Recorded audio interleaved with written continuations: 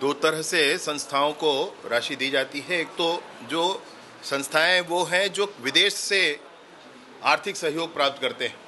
तो छत्तीसगढ़ में ऐसी 364 संस्थाएं थीं जिनको विदेशी फंडिंग मिलता था। उसमें से 84 संस्थाओं को कैंसिल किया गया है केंद्र सरकार के माध्यम से, और ये FCRA के अंतर्गत पंजीकृत संस्थाएं हैं, और 127 संस्थाएं जो स्वयं ही समाप्त हो गई प्रॉपर ये नहीं कर पाने के कारण। और इस तरह से 153 कुल संस्थाएं आज छत्तीसगढ़ में हैं जिनको विदेशी सहायता प्राप्त हो रही है, और ये संस्थाएं विभिन्न कार्यों में अभी लगी हुई हैं।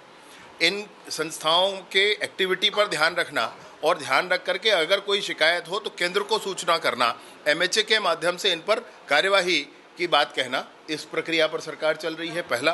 दूसरा यह है कि वो संस्थाएं जिनको राज्य की सरकार से अनुदान प्राप्त होते हैं, तो ये संस्थाएं भी शैक्षणिक संस्थाएं अथवा चिकित्सा से संबंधित संस्थाएं हो सकती हैं।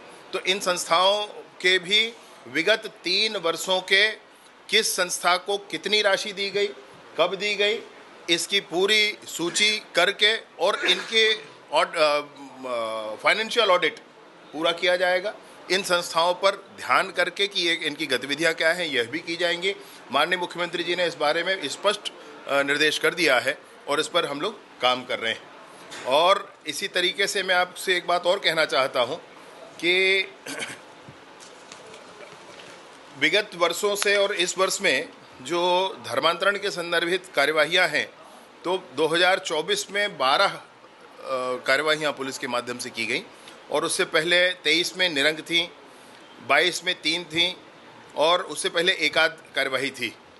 इस वर्ष भी इस बात को लेकर के पुलिस प्रशासन पूरी संजीदगी के साथ काम करेगा, और विशेष रूप से पुराने प्रावधानों के अंतर्गत वर्तमान में कार्यवाहियां की जा रही हैं, परंतु इस बात की स्पष्ट चिंता हो रही है कि नए प्रावधानों की आवश्यकता है। सरकार इसमें चिंतनशील है, माननीय मुख्यमंत्री जी का स्पष्ट मार्गदर्शन इसमें है, और हम जल्द ही नया कानून लेकर के आएंगे।